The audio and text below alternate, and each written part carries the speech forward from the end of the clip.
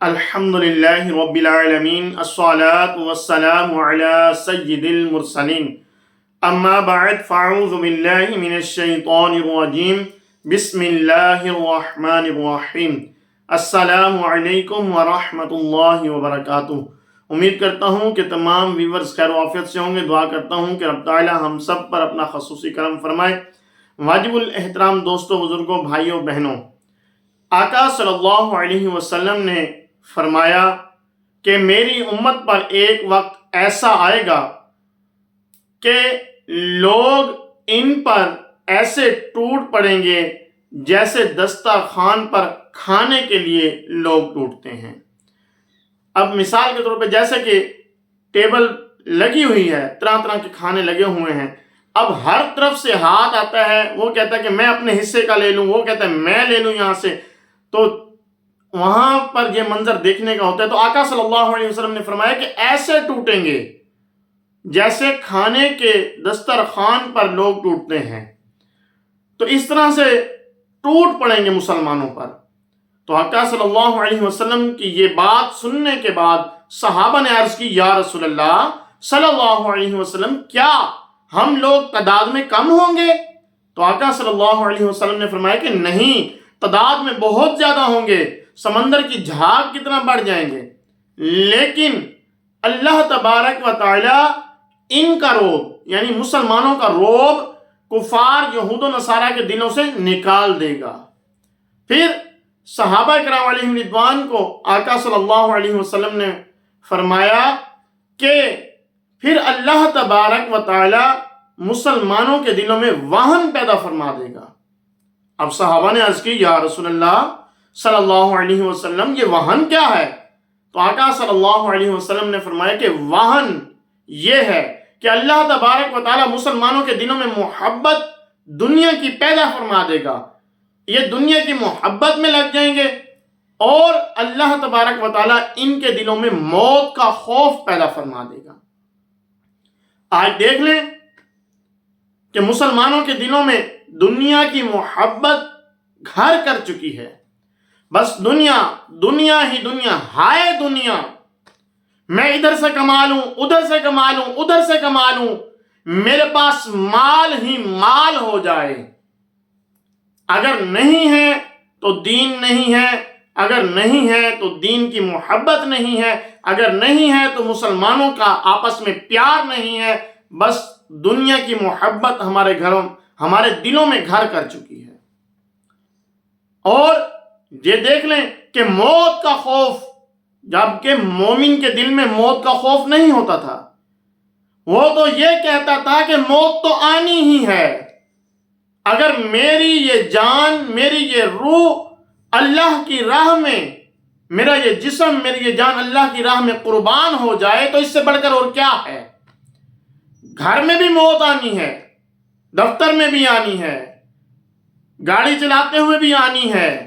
اگر یہی موت ہمیں جہاد کرتے ہوئے، مسلمان اگر جہاد کرتے ہوئے، کفار کو مارتے ہوئے، کفار کے سر قلم کرتے ہوئے اگر اللہ کی راہ میں شہید ہوتا ہے، تو یہ والی جو موت ہے، اس موت سے بڑھ کر کوئی موت بھی نہیں، کیونکہ اللہ تبارک و تعالی نے فرمایا کہ شہید زندہ ہیں اور انہیں رزق دیا جاتا ہے، تمہیں علم نہیں، تمہیں گمان نہیں، تم نہیں جانتے۔ اب شہید زندہ ہیں، جب اللہ کی راہ میں شہید ہوں گے تو پھر آگے کی جو زندگی ہے، اب یہ ہے کہ شہید کے بارے میں آتا ہے کہ آقا صلی اللہ علیہ وسلم نے فرمایا کہ شہید کا قطرہ خون کا زمین پر گرنے سے پہلے پہلے اللہ تبارک و تعالیٰ اس کی بخشش فرما دیتا ہے، اور مسلمان کے دل میں موت کا خوف پیدا ہو چکا ہے۔ تو آقا صلی اللہ علیہ وسلم کی یہ جو بات، یہ جو حدیث ہے، یہ سچ ہو رہی ہے۔ دیکھیں آج مسلمانوں کے دلوں میں دنیا کی محبت، موت کا خوف پیدا ہو چکا ہے، اور کفار یہود و نصارہ کے دلوں میں جو رعب تھا مسلمانوں کا، وہ ختم ہو چکا ہے۔ یہ ختم ہو چکا ہے تو آج فلسطین، آج ایران، اور اسی طرح سے شام، یمن، اور بھی دیگر ممالک، کشمیر، اور بھی دیگر ممالک جو ہیں، وہ کفار یہود و نصارہ ان پر حملہ آور ہیں۔ اور مسلمانوں کو تقریباً 57 ممالک، ان میں ایٹمی طاقتیں بھی ہیں، سب کچھ ہے، اس کے باوجود ان کے دلوں میں جو ہے موت کا خوف اور دنیا کی محبت ایسی گھر کر چکی ہے کہ ان کو وہ مسلمان نظر ہی نہیں آ رہے۔ آقا صلی اللہ علیہ وسلم نے فرمایا کہ مومن ایک جسم کی مانند ہیں، ان کا جو ہے اگر جیسے ایک جسم کے کسی حصے کو اگر تکلیف ہوتی ہے، دانت کو درد ہوتا ہے تو پورا جسم تکلیف میں مبتلا ہو جاتا ہے، سکون نہیں ملتا۔ آنکھ کو درد ہو تو پورا جسم تکلیف میں مبتلا، سکون نہیں۔ اگر کسی کی انگلی کا ناخن اتر جائے، ناخن کو تکلیف ہے، حالانکہ ہے ایک انگلی اور اس کا ناخن کا تھوڑا سا حصہ ہے، اب یہ جو ہے یہاں سے اتر گیا تو پورا جسم تکلیف میں مبتلا۔ تو آقا صلی اللہ علیہ وسلم نے فرمایا کہ مومن جو ہے ایک جسم کی مانند ہے، اگر کسی مومن کو تکلیف ہوتی ہے، کسی مسلمان کو تکلیف ہوتی ہے تو دوسرا مسلمان سکون سے نہیں بیٹھتا، اس کے دل میں بے چینی، اس کے جسم میں بے چینی سی ہو جاتی ہے۔ اور ہم کیسے مومن ہیں؟ معذرت کے ساتھ کہ ہم کیسے مومن ہیں۔ فلسطین میں مسلمانوں کے بچے کٹ رہے ہیں اور ہم ہوش تک نہیں، ہمیں ہوش تک نہیں، ہمارے منہ پر تالے لگ چکے ہیں، ہم کچھ نہیں کر رہے۔ اسی طرح سے لیبیا، شام اور اسی طرح سے کشمیر اور اب ایران۔ اب دیکھ لیں کہ اسرائیل نے 1-2 دن پہلے کیا کیا ہے، انہوں نے ایران پر حملہ کر دیا۔ اب مسلمان پھر بھی خاموش، اور یہود و نصارہ کو دیکھیں کیسے ایک ہو رہے ہیں۔